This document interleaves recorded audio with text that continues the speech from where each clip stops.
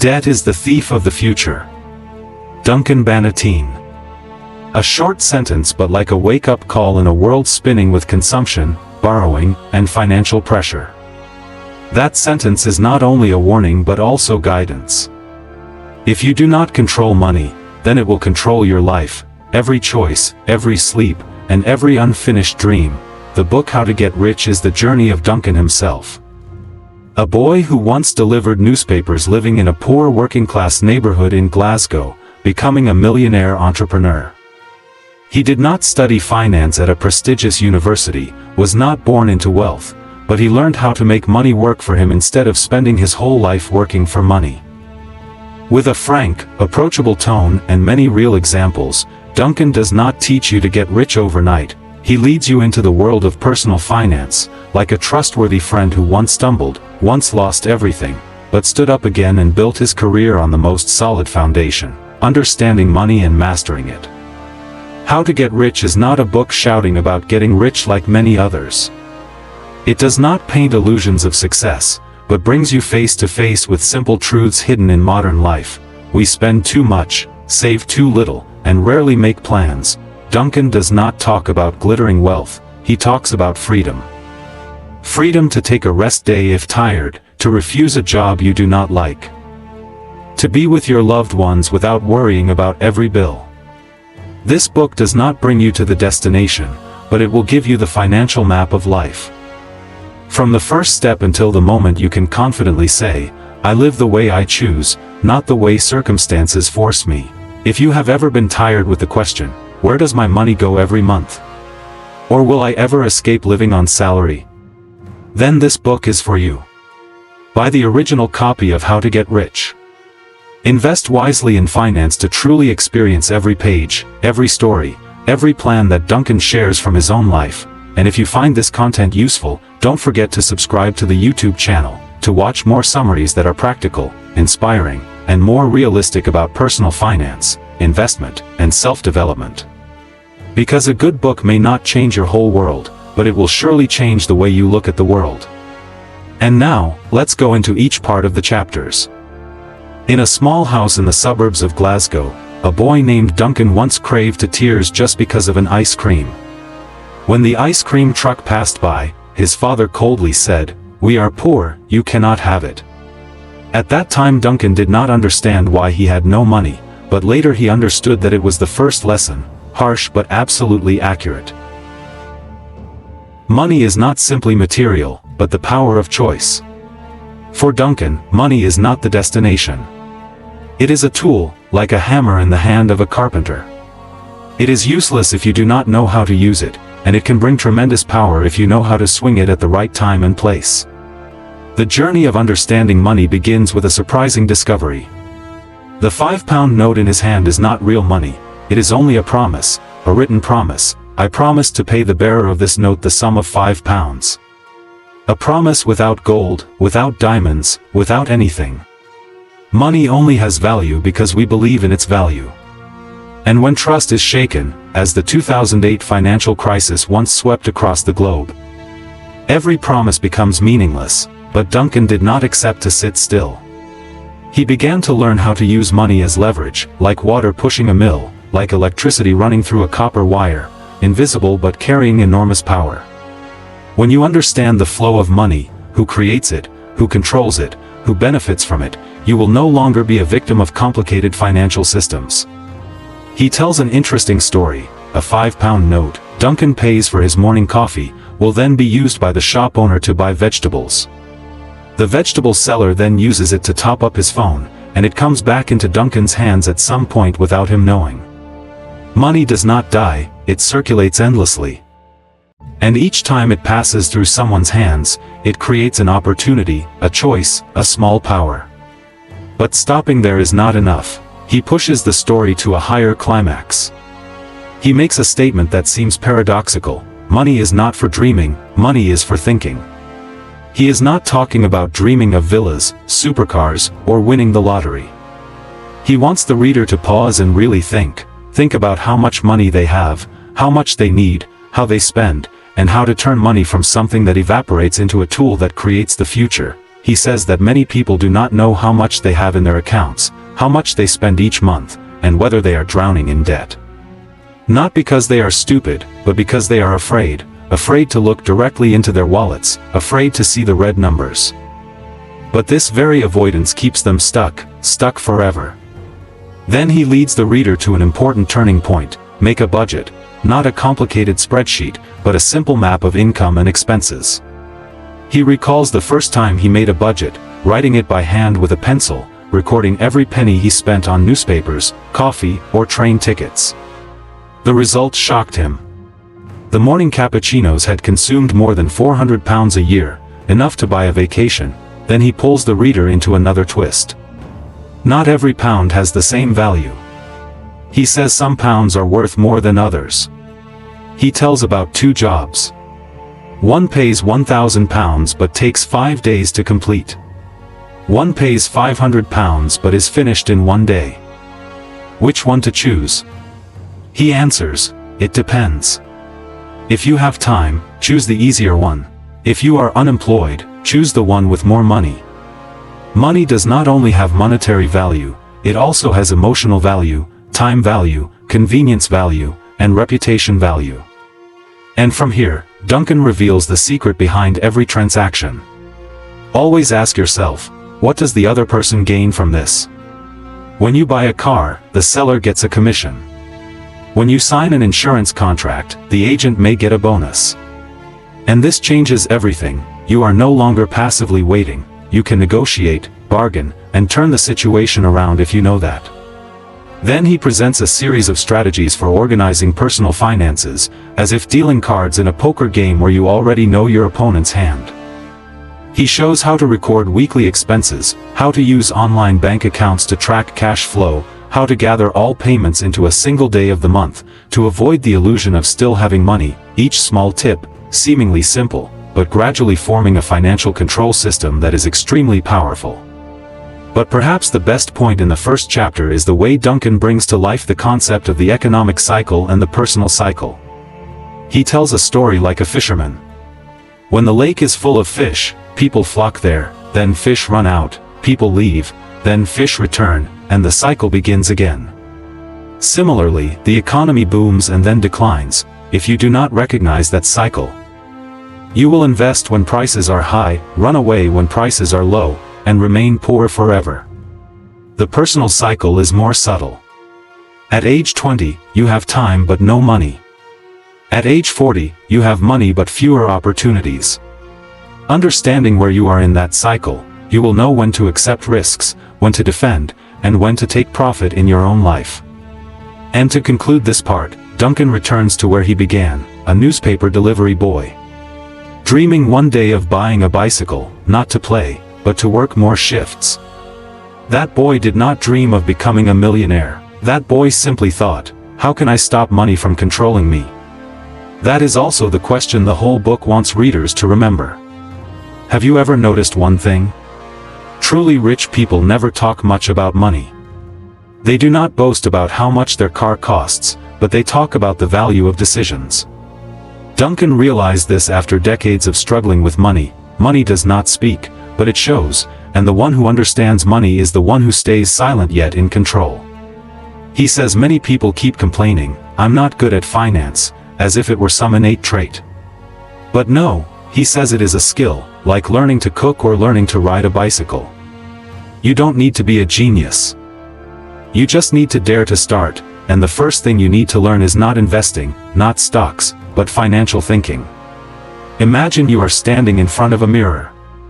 Instead of seeing your face, imagine you see your own bank account. Can you say, I'm fine? Can you say, I know what I'm doing with my money?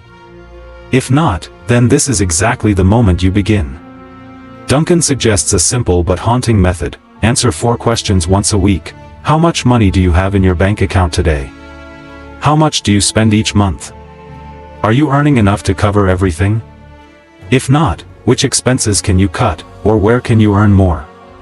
He says if you do not dare to face this truth, then you are living in an illusion, and every financial illusion leads to one thing: debt. There is a passage where Duncan recalls that he once spent all of his savings in a single summer, just because he did not control his spending. Trips, small shopping sprees, one item after another, like a dripping faucet. And at the end of the month, he looked back at an empty account. From then on, he never underestimated small expenses again. He emphasizes a core principle: you cannot control what you do not measure. If you do not know where your money goes each month, you will never master it. Duncan also mentions an extremely powerful concept, but one that few people truly understand: the value of time. For every amount you spend, you need to calculate how much time it took you to earn it back. If you earn $150,000 per hour, and you buy a shirt for $1 million, that means you just spent 7 hours of labor. Is that shirt really worth 7 hours of your life? Some people may say, if I like it, I'll just buy it. Duncan does not deny that.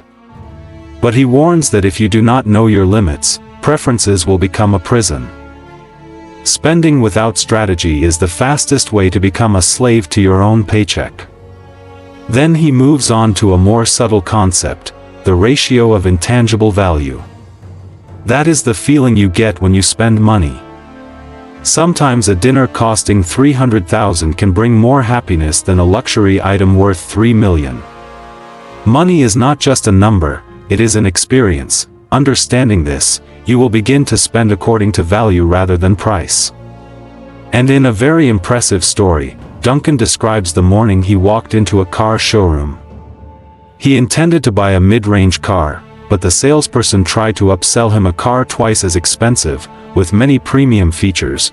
Duncan asked, "How much commission do you get if I choose this one?" The salesman gave an awkward smile. Duncan did not smile, and he left the store immediately. Not because he could not afford it, but because he understood who was trying to profit from him. From then on, he made an unshakable principle: before every financial decision, always ask what others gain from it.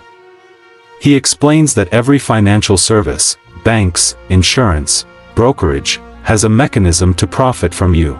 That is not wrong, but if you do not know it, you will always be at a disadvantage. You cannot negotiate if you do not know how many pieces are on the chessboard and which pieces belong to whom. Duncan stresses that the one in control is not the one with the most money, but the one who understands most clearly how money operates. And he returns to his personal story. At age 30, he did not have a penny, but he had something more important than money: determination to understand money. From fixing cars, selling ice cream, to investing in real estate, he turned small coins into cash flow. He did not chase wealth, he chased control. And that is why, by the age of 45, he was a millionaire. So what is the biggest lesson in this part? Very simple. 1. Money is a tool, not an end goal. 2. To understand the flow of money is to understand how the world turns. 3. Wise spending means knowing what you are buying and why you are buying it. 4. Budgeting is not because you are poor, but because you want to become rich in a smart way. 5. Timing and financial cycles are just as important as the amount of money you have. And above all, you do not need to start with a large sum. You just need to start. Do you remember the flow of money Duncan once mentioned? Like a small stream flowing through your hands, then merging into the ocean of the economy. But there is one thing that few people notice: money does not naturally appear or disappear. It only moves from the pocket of those who do not understand it to the pocket of those who understand it better. Duncan does not just repeat this saying, he proves it with the actual global economy, with financial bubbles bursting, with crises where ordinary people understood nothing but lost everything. For example, in 2008, when banks in the US began to collapse because of reckless lending. Millions of people in the UK, half a world away, lost their jobs, lost their homes, and lost their faith. Why did that happen? Because no one thought that the decisions of a few bank directors in Manhattan could affect the wallet of a family in Manchester. But money, like water, always flows in unpredictable ways. And that is why Duncan insists, if you do not understand money, money will control you. In a very down-to-earth story, he recalls the times he received his wages in envelopes during his youth. When he worked in a bakery, he was paid in cash, put in a brown paper envelope, with each deduction clearly listed. I could touch it, try to count it, feel it draining away, he said. But today, money is just a number on a phone screen, and that very fact makes people lose connection with money. When you do not see it, you will spend more easily, without realizing how much you have lost. Duncan suggests a counterintuitive solution: start using cash again for a while. He challenges readers to try living 2 weeks using only cash, no cards. You will immediately see a harsh truth: taking 1 million out of your wallet hurts much more than pressing OK on a POS machine. When you can feel the flow of money through touch, you will begin to control it. And speaking of flow, he goes deeper into the mechanism of creating power from small amounts. Imagine you put 20,000 VND into a savings jar every day. After 1 year, you have more than 7 million. You might think that is not enough to do anything. But if 1 million people put in that same amount, that is 7,000 billion VND. With 7,000 billion, you could build an entire small city. That is how major charities operate, and that is also how you should think about money, the power of accumulation. He tells about his trip to Ethiopia with Sport Relief, where just £5 from each person saved thousands of children. And he concludes, if small amounts can change the fate of a village in Africa, they can also change your life, if you let them accumulate the right way. Then Duncan talks about the power of financial information. He points out a sad truth: people watch sports news, entertainment news. But when it comes to the part where the FTSE index drops 100 points, they immediately switch channels. He says, we do not understand why falling oil prices make electricity bills rise. No one explains it to us. But it should be different. Duncan proposes a strategy to get familiar with financial information. Every evening, watch the news. Focus only on the economics section. You don't need to understand everything, just listen a little bit each day. After a few weeks, a few months, you will realize that you begin to sense whether the market is going up or down. And he even carefully suggests, choose an independent financial advisor, IFA, set up a meeting, and ask a few questions such as, 1. What will interest rates look like this year? 2. If I have 10 million, where should I put it in savings? 3. Is there any way to optimize income tax? Most IFAs offer the first consultation for free, and you can learn a ton, completely free. But more importantly, you start daring to ask about money. Duncan says many people think they are too stupid to understand finance. He calls it the curse of financial insecurity. But then he counters, if you can learn to drive a car, then you can also learn to drive your own wallet. And finally, he talks about something abstract, but powerful enough to change the entire financial future of a person: thinking in cycles. Every economy has a cycle: growth and crisis. Every person also has cycles: youth, family building, raising children, retirement. If you know where you are in the cycle, you will know when to take risks and when to save. For example, at age 25, you should accept risks to invest, to learn, to try starting a business, because if you fail, you still have time to recover. But at age 55, you should preserve capital, because time is no longer enough to recover from a stumble. Duncan uses the image of a fishing lake to close this section. Long ago, there were 2 men named Peter and Paul. They discovered a lake full of fish and began fishing. Seeing them profit, villagers gathered, restaurants opened around the lake, land prices rose, everyone made money. Then the fish ran out, people abandoned the lake, everything collapsed. Then a generation later, the grandchildren of Peter and Paul came back, and everything started again. That is the cycle. And Duncan looks straight at the reader, like a warning. If you don't understand cycles, you will always arrive late, and the latecomer always pays the highest price. Part 2, Making More Money.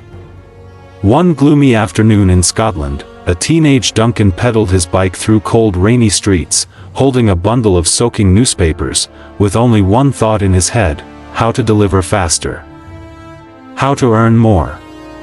Others saw it as a trivial job. But for Duncan, it was a battlefield. Every second, every pedal stroke was a fight, not only against time, but against his own limiting mindset. That was the first time he understood a simple truth, one rarely taught in school: money does not come because you work hard, but because you know how to increase your value in the eyes of others. In this section, Duncan guides the reader from the old way of thinking to a new way of thinking about making money. He says society always teaches you to study well, work hard, slowly get raises. But he asks bluntly, how many people you know have done that and are still poor? He does not deny the value of studying and working hard. But he points out that if you stay forever in a frame of reference set by others, as an employee, you are limiting yourself. Then he recounts his journey, from delivering newspapers to opening an ice cream shop, from ice cream to a chain of gyms, then real estate, television, hotels. The common point: each career change was another moment he dared to think, I can earn more from the value I create. One particular story makes the reader pause. Duncan once worked as an employee in a nursing home, low pay, heavy work. One day, the old man he had cared for over 3 months passed away. The family sent Duncan a thank you letter. Inside was a small check, not much money, but it made him reflect. What is the value I truly create?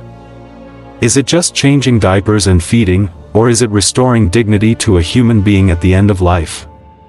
From then on, he decided, if I do something, I must do it well, and I must find a way to turn that into a financial advantage. He introduced 3 levels of making money. First, employment. You sell your time for money, limited by hours and age. Second, business ownership. You sell value, leveraging other people's time. Third, investment. You use money to create more money, leveraging assets. Each level carries its own risks and rewards, but if you stay forever at the first level, employment, then you are playing a game you can never truly win big. He told the story of opening his first ice cream shop. With just £450 in capital, he painted, decorated, and handcrafted the signboard. Every day, he scooped ice cream, swept the floor, and took out the trash. But instead of stopping there, he began noting down what made customers come back: flavor, service attitude, cleanliness. After 6 months, he had profit. After 1 year, he opened another branch. After 3 years, he sold the entire chain for more than £100. 000, a crazy number for a young man who once lived in a working-class neighborhood. He didn't open the shop just to sell ice cream, he opened it to learn how to replicate value. And that is what he wants to teach readers: don't chase money for money's sake. Earn money by solving a problem that others are willing to pay to escape. For example, if you're good at cooking, don't immediately think of opening a restaurant. Think about office meal boxes, online classes, or an e-book of recipes. If you're good at fixing electronics, don't rush to open a store. Record tutorial videos, build a YouTube channel, and create your personal brand. Duncan calls this flexible income thinking. In the modern world, relying on just one job is too risky. You need multiple streams of income. Like a ship with many lifeboats, if one fails, you can still survive. He tells the story of a friend, a single mother working an 8-hour office job, but every evening she sold handmade crafts online. At first, it was just an experiment. But gradually, she opened her own shop, hired helpers, then quit her office job to fully dedicate herself to building her personal brand. What changed wasn't her circumstances, it was her perception of her own value. And then Duncan addresses a keyword that scares many people: risk. What if I fail? What if I quit my job and it doesn't work out? People will think I'm crazy for leaving my job to sell handmade goods." He listened, then smiled. "I'd rather fail for doing something wrong than succeed by never daring to try. Risk is not truly scary. What's scary is living your whole life never knowing whether you could have done more." Duncan shares a very practical formula to start earning extra. Identify the skill you have, however small. Identify who is willing to pay for that skill. Find the simplest channels to reach them: Facebook, TikTok, YouTube, community groups. Try selling. It doesn't have to be perfect, you just need to start. After each attempt, learn lessons and improve. A young person once asked Duncan, "I'm only good at taking photos with my phone, I don't have a professional camera. Can I do anything with that?" Duncan asked back, "Can you take pictures of food in an appealing way?" The young person said, "Yes." Then take photos of dishes from small restaurants that don't yet have good pictures, and send them as a gift. If they use your photos, propose that they hire you to take more. If even one person agrees, you have a profession. You see, opportunity is not out there, it lies in your mindset. Duncan went deeper into something many people overlook when talking about making money: financial belief. Not belief in the market, but belief in yourself, that you deserve higher income, that you are capable of doing it, and that you can succeed even if you start from a low point.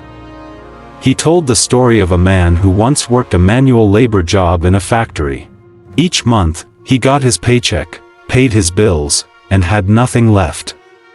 One day, he said, "I'm tired of this, I want to do something on my own." He began baking in the evenings and selling on weekends. After 6 months, customers were so many that he had to hire help. After 1 year, he quit the factory job. Now, he owns 3 bakeries. Duncan said, "That is a classic example of what I always believe: income has no limit, the only limit is in your mind." Then he told another story, about a young student. He only had a phone and a TikTok account. He started making videos teaching English in a fun way. At first, no one watched. Then one video went viral. He gained thousands of followers. An English center invited him to collaborate. Now he earns 5 times the salary of a teacher, from the very skill many people thought was just to pass a subject. This leads to an important concept Duncan calls making yourself stand out. If you do something well, chances are you are better than someone else out there, and if you show it clearly, others will be willing to pay for your help. You know how to arrange flowers? You can teach flower arrangement online. You know how to make beautiful PowerPoints? You can design slides for others. You are good at speaking? You can be an event MC, or train others in public speaking. Every skill, if placed in the right context, can become a potential source of income. But for that to happen, you must learn to be confident and express your value. Not by bragging, but by showing it through action, and also through words. Duncan wrote that he used to be very shy when quoting prices to clients. He feared rejection, feared being called overpriced. But later he realized, those who don't dare to set their own price will forever be priced by others. He suggested a very simple but powerful psychological exercise. Stand in front of the mirror, look into your own eyes and say, "I deserve to be paid well. I have value. I will find a way to double my income this year." It may sound strange, maybe even silly. But he said, if you cannot convince yourself, how can you convince your clients?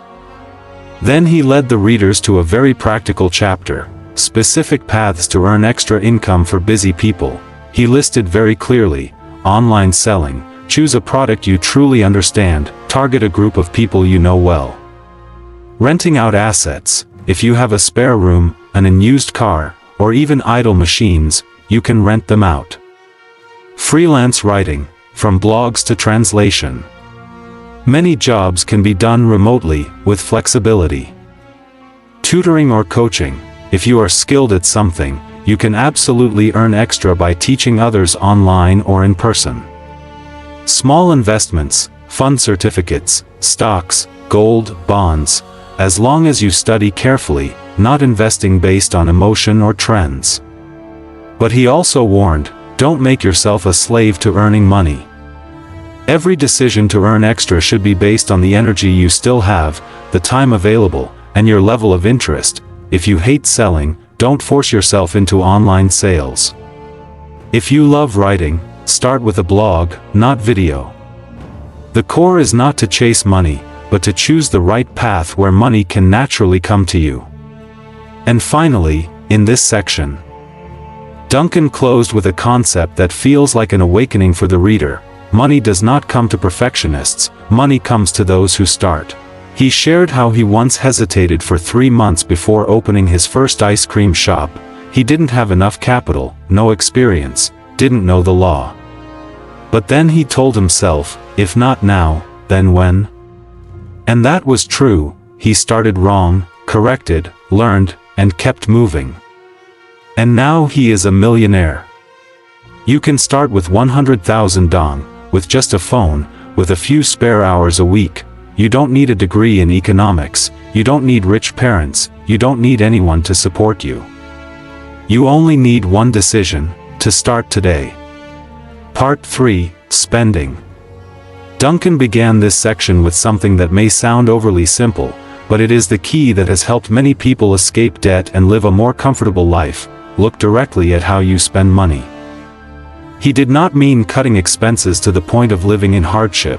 He did not call for abandoning all pleasures or freezing credit cards. Instead, he raised a series of questions that anyone who has ever looked at their end-of-month statement has sighed over. Why did I buy this? Do I really need it? What else could I have done with that money? Then he introduced the first foundational concept, the real value of assets. He told a story of a friend who bragged about buying a brand new, ultra-modern TV for £2,000. When asked the reason, his friend replied, there was a promotion and I needed a new one. But Duncan asked back, so, was your old TV broken? His friend stayed silent.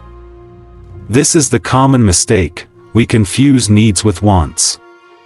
Duncan classified all the things we own into 2 groups. First, real assets, those that can hold or increase value over time. Examples, real estate, artwork, stocks. Second, consumables, everything else, from phones, cars, clothes, to TVs and most of the things we spend money on daily. From here, he led readers into a very eye-opening idea. Do you really need that item?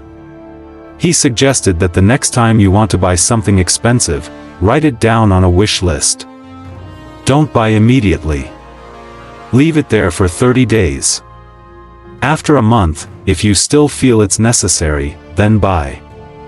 If not, you've just saved yourself a significant amount.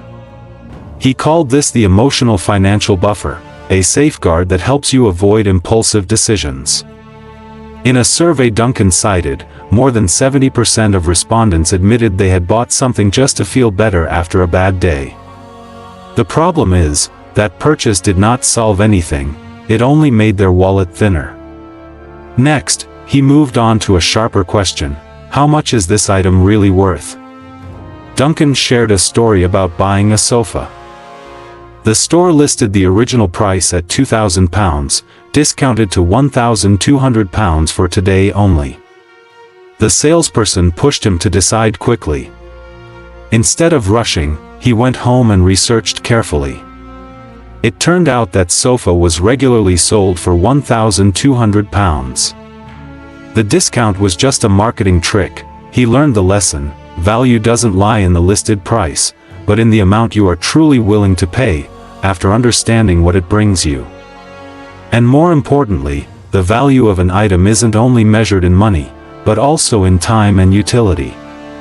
For example, someone who spends 3 million VND on a pair of shoes they wear to work every day for 3 years is making a better investment than someone who spends 1 million on a trendy pair they only wear a few times. Duncan introduced the concept of the money-to-time ratio to help readers evaluate. Each expense should reflect its usage value, divided by the number of times it's used.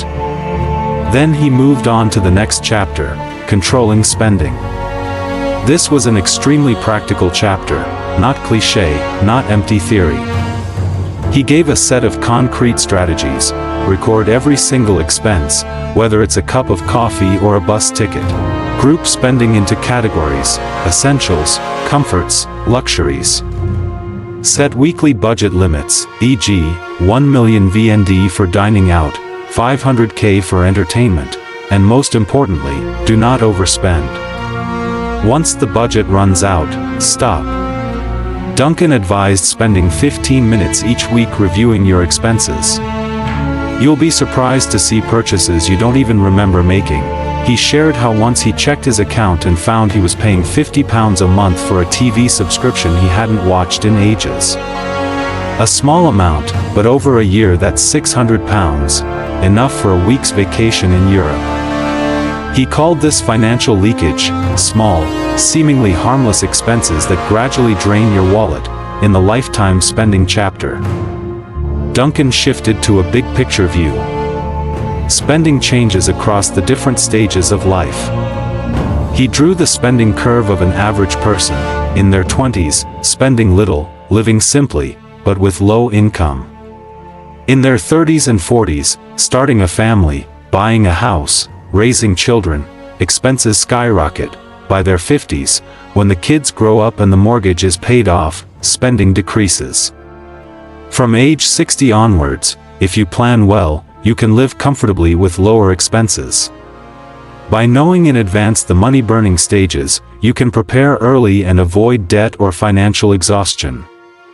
After painting this lifelong spending picture, Duncan led readers into a topic that may seem practical, but hides countless financial mistakes: buying a car.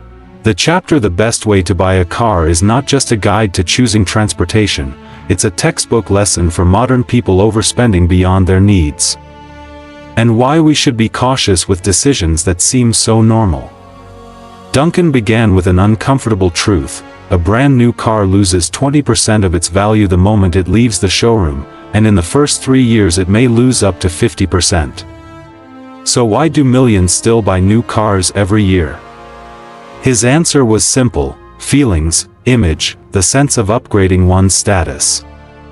But what comes next? Loans, higher insurance costs, and non-stop depreciation.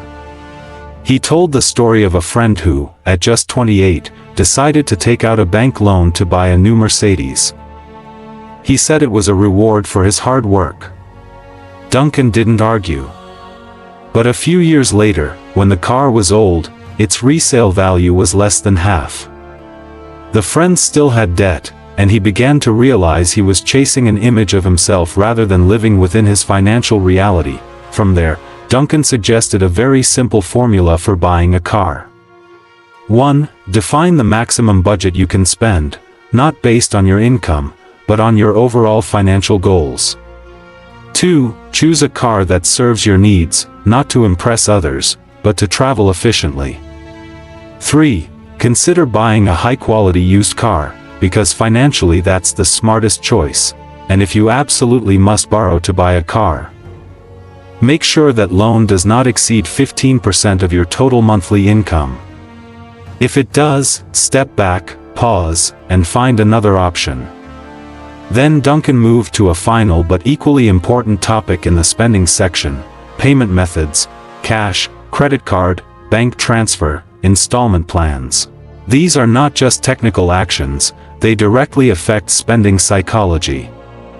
He shared an interesting finding from behavioral psychology research. When using credit cards, people tend to spend 12 to 18% more than when paying with cash. Why? Because the feeling of losing money is much clearer with cash, whereas swiping a card feels too abstract. That's why Duncan advised, if you are trying to control your spending, use cash or a debit card, instead of a credit card. Especially, he warned about the trap of 0% installment plans. They sound attractive, 0% interest for 12 months. But what's the truth behind them? The original price of the product may have already been marked up from the start. If you miss just one payment, the penalty interest rate can be extremely high. The psychology of easy purchasing makes you more willing to overspend your budget. Duncan offered a rule: if you can't afford to buy something right now, maybe you shouldn't buy it yet. Save first, then buy later. To wrap up this section, Duncan returned to the core principle: spending should be a conscious act, not an automatic reflex. He suggested a final exercise at the end of the chapter for anyone serious about mastering their spending. For the next 7 days, record every single expense without missing a cent. Each evening, review which purchases you feel were worth it, and which you regret. At the end of the week, divide your expenses into 3 groups: necessary, valuable, and wasteful. Next week, reduce the wasteful category by 20% and move that portion into savings or investment. He concluded with a very down-to-earth metaphor: imagine every dollar you spend as a brick. What are you building? A solid house, or a sandcastle that will wash away with the next big wave? Then he quoted a simple but profound saying: don't tell me what your priorities are, show me your bank statement, and I'll know right away. Spending doesn't lie, your wallet can't pretend. If you truly want to change your financial life, start with the small expenses. They, not the million-dollar deals, decide whether you can achieve freedom, peace of mind, and the life you truly want. Part 4: Debt. Debt is the thief of the future. Every dollar you borrow today not only takes away tomorrow's money, but also your freedom, your choices, and sometimes even your self-respect. He recalled the first time he went into debt, not because of poverty, not because of need, but for a watch he thought he deserved. When he signed the credit papers, he felt grown up. But for the next 18 months, every monthly installment was a bitter reminder that he had traded away comfort just to maintain an image. That was when he understood: borrowing isn't evil, but borrowing for the wrong reasons is extremely dangerous. In the first chapter of this section, Duncan made a clear distinction between 2 types of debt. 1. Good debt, loans that create assets, generate income, or help you develop yourself. For example, borrowing to buy a reasonably priced house, investing in education, or expanding a well-calculated business. 2. Bad debt, loans for short-term consumption, luxury items, or paying off old debt without a clear repayment plan. Most people stuck in financial traps fail to see the line between these two. He then told the story of a young woman who came for financial advice. She had used a credit card loan to travel. It started as $15 million, then added a few more expenses, and 1 year later, the debt had grown to $40 million. Even though she was making monthly payments, why did the debt keep growing? Because of compound interest, the power and the danger of it. Compound interest is like the gravitational force of finance. When you invest, compound interest pulls money toward you. But when you're in debt, it drags you down into a hole. A debt of $20 million with an annual interest rate of 30%, if you don't repay the principal, will become nearly $27 million after 1 year, and it continues like that. If you only make the minimum monthly payment on a $30 million credit card debt, it could take you up to 15 years to repay, with total interest doubling the original loan. From there, he guided readers through a 5-step process to escape bad debt. 1. List all debts, including the lender's name, remaining balance, interest rate, and repayment term. 2. Rank them from highest to lowest by interest rate, and prioritize paying off the highest interest debt first. 3. Cut all unnecessary spending to free up money and pay down debt as quickly as possible. 4. Negotiate with lenders. Request extensions, lower interest, or loan consolidation.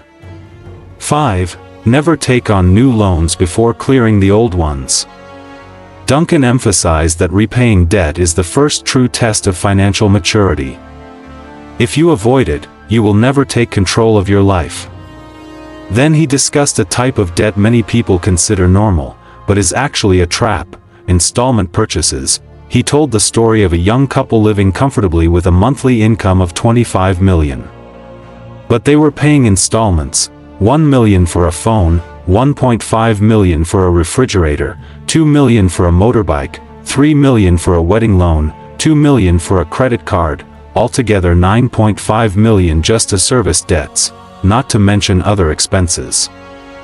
Gradually, financial pressure made them exhausted, stressed, and even harmed their marriage.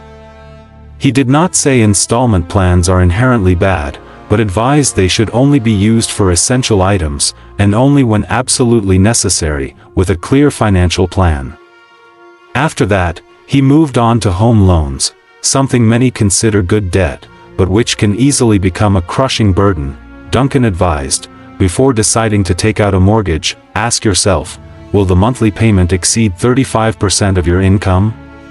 Do you have an emergency fund sufficient to cover 3 to 6 months of living expenses if you lose your job? Does the house truly fit your needs, or are you just following a trend? He shared that he once nearly bought a luxury apartment because all his friends owned their own homes.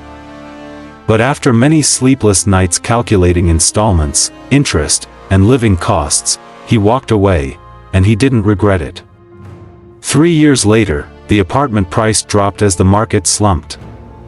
Don't let debt decide your life.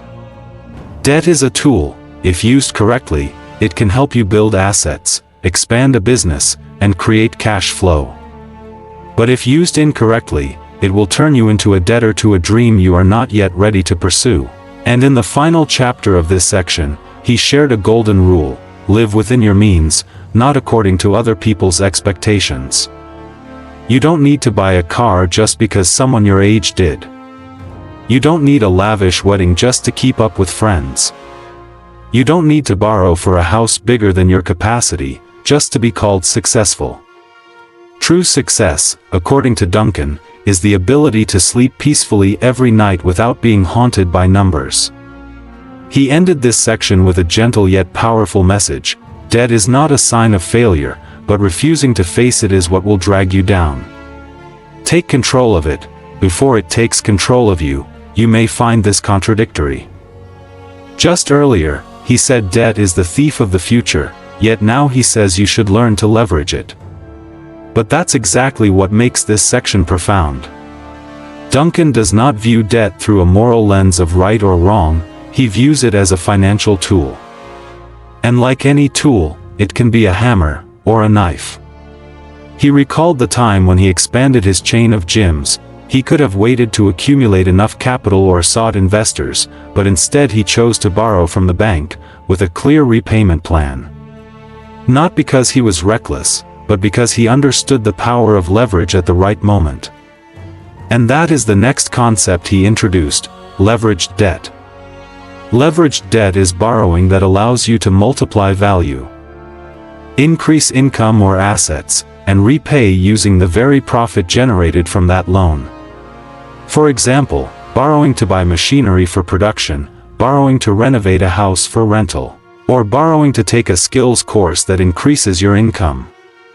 In contrast, consumptive debt is borrowing that cannot be recovered, like borrowing to buy a phone, to spend during holidays, or to repay another loan. To determine whether a loan is good leverage, Duncan offered 3 questions. 1. Does it generate cash flow or future value? 2. Do you have a concrete repayment plan? 3. If things go wrong, will you be bankrupt? If the answer is no to any of these, stop immediately.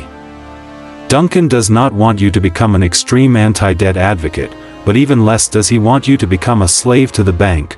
He continued to explain the common types of loans and analyze the pros and cons of each. 1. Credit cards. Convenient but with high interest rates.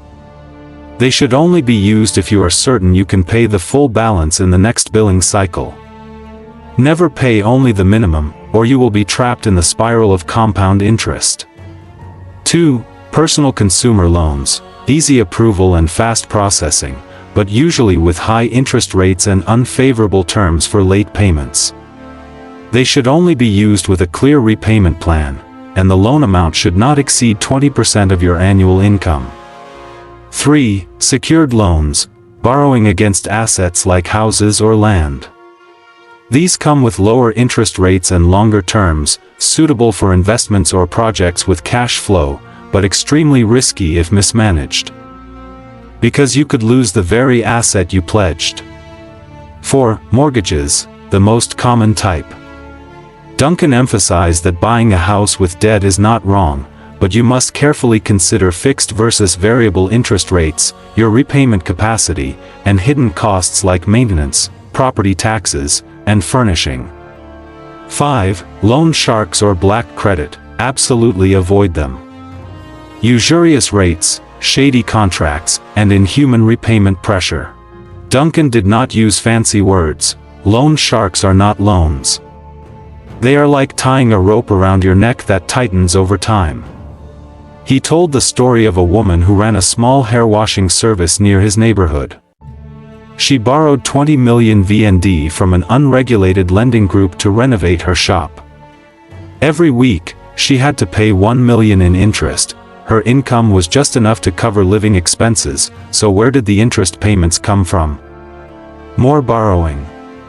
After 6 months, the principal did not decrease, it had grown to 50 million. Duncan said that is why he dedicated an entire section of the book to debt. Because financial mistakes usually do not start with poverty, but with ignorance and lack of control. He then introduced a debt repayment plan called the snowball method. The idea is very simple. 1. List all debts from smallest to largest. 2. Continue paying the minimum on all debts. 3. Put all extra money toward the smallest debt until it is fully repaid. 4. Roll that payment into the next debt. Like a snowball, the momentum grows as you go, giving you both motivation and psychological relief. Duncan compared this method to winning small battles on the way to the big victory. However, if you have access to a low-interest loan, you may choose the strategy of paying off the highest interest debt first, which helps reduce the total interest paid. Choose whichever method fits your psychology and habits best. No matter which method you choose, the most important thing is to act. No delay, no excuses, and no taking on more debt in the hope of somehow managing it later. At the end of this section, Duncan devoted several pages to something often overlooked but extremely important: the impact of debt on mental health. He cited research showing that people in debt have rates of depression and anxiety 3 times higher than those without debt. Because debt is not just financial pressure, it is psychological pressure. It is the feeling of failure, loss of control, and isolation. He himself once lost many nights of sleep just thinking about a loan he could not repay. He described the experience of not daring to open emails or answer the phone for fear of hearing a debt collector's voice, and that was when he made a promise to himself: no matter how poor I become, I will never allow myself to live forever in debt. He wanted you, the reader of this book, to make the same promise. Part 5. Investing. Every journey toward financial freedom does not begin with stock statements or real estate portfolios, but with a very simple habit: saving. You cannot invest if you have no money to invest. And you will not have money if you do not learn how to save. In a consumerist world where every app invites you to spend with a single swipe, saving may feel like swimming against the current.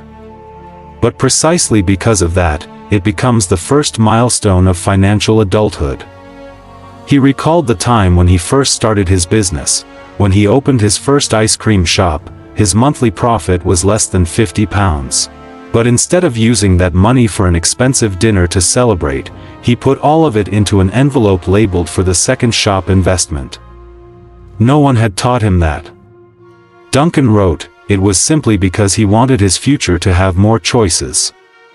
And then he gave 3 reasons why everyone should start saving today. 1. Freedom of choice. Having savings means you are not forced to accept any job you hate just to pay the bills. 2. Resilience in crises. Life always has variables: illness, job loss, accidents. Savings are the cushion that protects you from such shocks. 3. Building the foundation for investing. Investment brings returns, but only if you have capital. Saving is the way you prepare for future opportunities. He particularly emphasized the emergency fund before thinking about stocks, real estate, or business. Make sure you have at least 3 to 6 months of living expenses set aside. That is the money that helps you sleep peacefully at night. After that, Duncan gave practical guidance on how to save.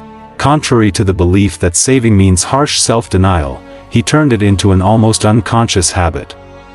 Set up an automatic transfer from your main account to your savings account immediately when you receive your salary. Start with a small amount, 5 to 10% of your income, and then increase gradually over time. Never touch the money in your savings account. Act as if it does not exist. He compared saving to brushing your teeth. No one forces you to do it every day, but if you don't, the consequences come quickly. Then he told the story of a friend who, after moving houses, found an old savings book with £100 untouched for 10 years. When she checked at the bank, the balance was £102, 10 years and only £2 of interest. She was shocked. That was when Duncan explained the importance of choosing the right savings account. Each account has different interest rates, so you must research carefully. An interest rate lower than inflation will cause your savings to lose value over time.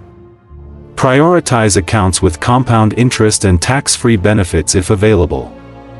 He explained the concept of compound interest with a vivid example. If you deposit £100 at an annual rate of 5%, in the first year you receive £5, in the second year, you receive £5.25, because the interest is calculated on £105. In the third year, it becomes £5.51, and so on. After 10 years, you will have nearly £163, almost 1.5 times the original. After saving comes investing, and he transitioned to the next section with a declaration: saving keeps you safe, investing takes you far. In the chapter on developing your own investment strategy, Duncan encouraged readers not to copy anyone blindly, but to choose a strategy suited to their own financial goals: buying a home, retirement, supporting children. Consider your risk tolerance. Can you still sleep well if the market drops 10%? Consider your investment time frame, short, medium, or long term. He divided the ideal portfolio into 3 parts. 1. Safe assets, savings, bonds, gold, and money market funds. 2. Stable growth, real estate and blue-chip stocks, mixed funds. High risk means high return, technology stocks, startups, cryptocurrencies. The younger you are, the bigger portion of high-risk assets you can afford, because you have more time to recover from losses. He shared his own story of investing in the stock market, the wins and also the total losses. Once, he invested in a rising tech company because his friends encouraged him. The result: he lost over £100,000 in just a few weeks. He did not hide that failure. On the contrary, he wrote very clearly, investing without understanding is gambling. Don't bet with your future. Duncan then led readers deeper into the investment section with a symbolic story. An old friend of his, after many years of hard work, decided to buy a bigger house to match his position as a director. Instead of saving, this friend borrowed almost the entire amount from the bank to own the house. Later, the real estate market collapsed, house prices fell, but the loan remained the same. His friend suddenly fell into a spiral of debt. And Duncan wrote, owning a house is a choice, not an obligation. And it is not the only way to invest. In the chapter Own a Home If You Can, he clarified a belief many people see as absolute truth: you must own a house to be stable. He did not deny the spiritual value of owning a home, the feeling of safety, inheritance for family, not worrying about being evicted. But he warned, owning a house when you are not financially ready may be the worst decision you ever make, so when should you buy a home? When you can afford at least a 20% down payment. When the mortgage does not exceed 35% of your monthly income. When you already have a full emergency fund. When you have a plan to live in that area for at least 5 to 10 years. Do the financial math, not the emotional math. And if you already own a home, he invited you to see it not only as a shelter but also as part of your overall financial strategy. In the chapter on viewing real estate as an investment, Duncan gave clear principles. You can rent out a part of your property, like a basement or lower floor. You should track the market value regularly to know when to restructure your loan. You can refinance if market interest rates are lower. However, he also reminded readers, real estate does not always go up in value, and putting too much money into an illiquid asset is extremely risky. Then he moved on to a very practical chapter, how to invest in stocks and shares. He began by dispelling the common fear of beginners, the stock market is only for the rich. Wrong, he wrote. This is a place where you can start with £100 or £100,000. He divided the approach to the market into 3 levels. 1. Completely passive. Buy index funds or ETFs. You don't need to pick individual stocks, just pick the market. Low cost, diversified risk, suitable for busy people. 2. Semi-active. Select a portfolio of 5 to 10 stocks that you have researched thoroughly. These should be familiar businesses with transparent reports, in industries you understand. 3. Fully active, day trading, short-term speculation. Duncan does not recommend this for beginners because the psychological pressure is high and it's easy to be driven by emotions. He posed 3 questions before buying a stock. How does this company make money? Who is leading it? Are they trustworthy? Would I buy it even if no one else was? If you cannot answer, don't buy. He shared that one of the best stocks he ever bought was a paint manufacturing company, not flashy, not trendy, but with stable profits, consistent dividends, and sustainable growth. Investing is not entertainment. He emphasized that it is serious work, treat it that way. And if you fear investing because of market volatility, take another look at inflation. He pointed out that if you keep 100 million in a non-interest account, after 10 years, your purchasing power is only equivalent to 70 to 80 million. Not investing is also a risk. In the final chapter, Duncan spoke about a topic that very few people under 40 care about, retirement. But he said, better late than never. He explained clearly that retirement is not only the money the government pays you after you retire. It also includes what you accumulate, voluntary contributions, and especially the long-term investments you must actively design. He shared his personal retirement plan, making regular savings into a private pension account, diversifying long-term holdings, funds, stocks, real estate, calculating expected living expenses after retirement, and ensuring he still has passive income from rentals and dividends. I don't want to live counting every penny when I grow old, he wrote. I want to travel, help others, and not become a burden on my children. And that is the final message I leave in this section. Save as if you will live to 100, and invest as if you could retire at 50. Part 6. Planning.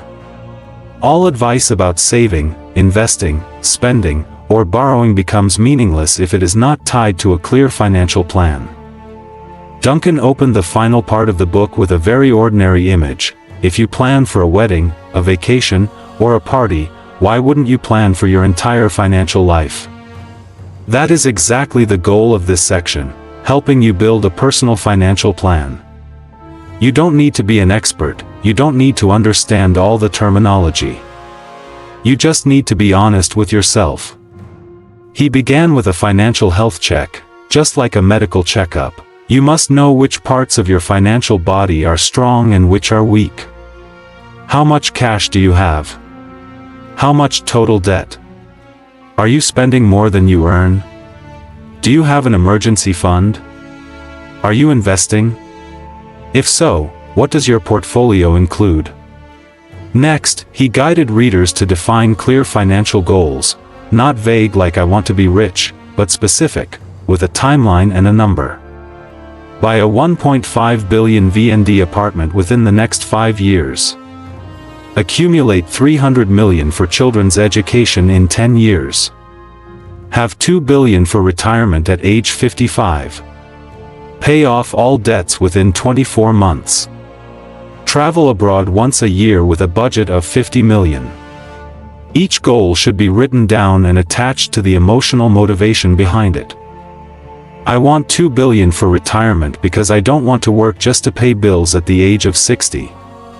Then Duncan broke down each goal into concrete actions.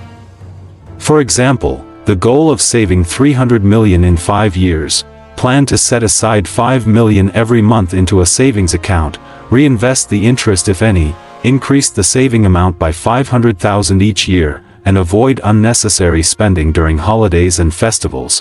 From there, Duncan built a detailed 7-step action plan. Step 1. Identify your current situation. Gather all information on salary, debts, assets, and actual spending. Don't estimate, use real numbers. Step 2. Set short-term and long-term goals. Goals for 6 months. 1 year, 5 years, 10 years. The more specific, the easier to execute. Step 3. Create a monthly budget. Income minus expenses equals the remainder.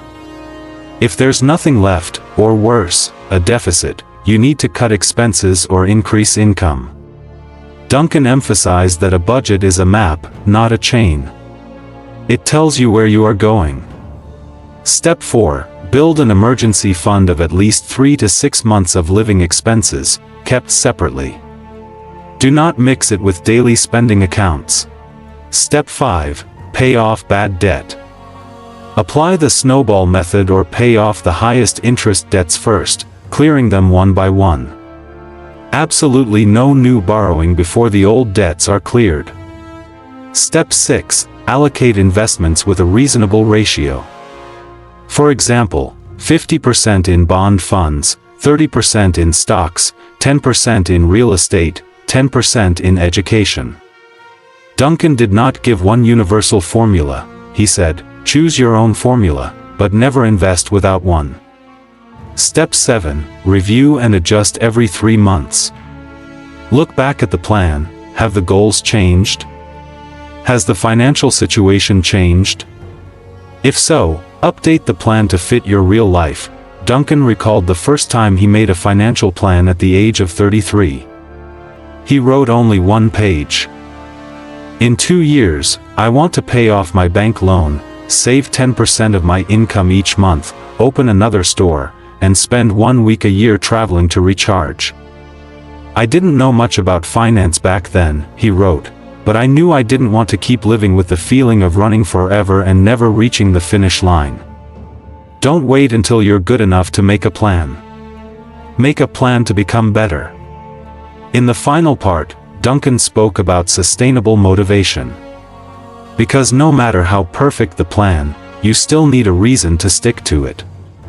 He told the story of a woman he once advised. She made a plan to retire early at 50. At first, she set aside money every month. But after 8 months, she began to lose motivation because she didn't see results right away. Then she went back to her first note. I want to retire early because I don't want my child to see their mother exhausted every day. That was the moment that brought her back to the plan, and she persisted for the next 5 years. Duncan closed the book with a passage that left readers in silence. Life is not about waiting for opportunities, it is a chain of small decisions you make every day. And a financial plan, even if written on the back of an envelope, can be the very first turning point that takes you to the life you truly desire. Write your plan down. Let it live with you, breathe with you, and grow with every decision you make, because if you don't plan for your money, your money will plan for you. Duncan understood that no one can stay disciplined forever if a financial plan is nothing but dry numbers. He had witnessed too many people create Excel spreadsheets dozens of lines long, analyzing every type of chart, only to give up after a few weeks. Why? Because those plans said nothing to their hearts. That's why he suggested something that seems simple but is extremely important: write a personal financial declaration. It can be just a few handwritten lines, pinned at your desk corner or kept in your wallet, but it is the soul of the plan. For example, I work not to shop, but for freedom. I invest not to get rich, but to avoid being controlled. I save not out of fear, but because I know what matters most in my life. A financial plan only truly has value when it helps you live according to your values and personal dreams. After the declaration, Duncan invited readers to create 3 more lists. 1. What I want to achieve in the next year. 2. What I want to break free from in the next year. 3. What I will not do no matter who tries to persuade me.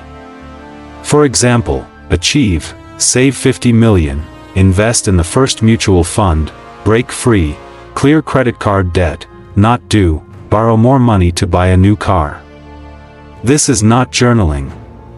This is a commitment statement, because once you write it down, you are gradually turning dreams into goals, and goals into actions.